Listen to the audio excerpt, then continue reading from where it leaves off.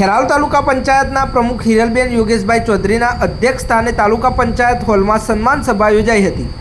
સભામાં તાલુકા પંચાયતના સદસ્યો તેમજ વિવિધ વિભાગોના અધિકારીઓ ઉપસ્થિત રહ્યા હતા।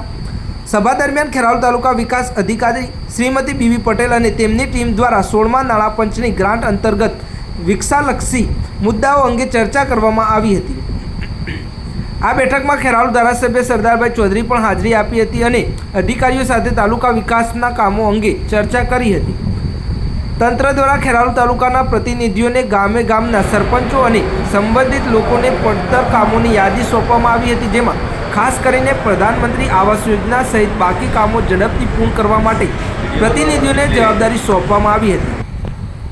કારોબારી સમિતિ ચેરમેન ભરતજી ઠાકોર ખાસ સૂચના આપતા જણાવ્યું હતું કે લોકોના ઉપયોગી અને સુખાકારીના કામોને પ્રાથમિકતા આપવામાં આવે અને દરેક પ્રતિનિધિને સંબંધિત વિભાગના અધિકારીઓ સાથે સંકલ્પ કરીને વિકાસના કામોને આગળ વધારવા જોઈએ।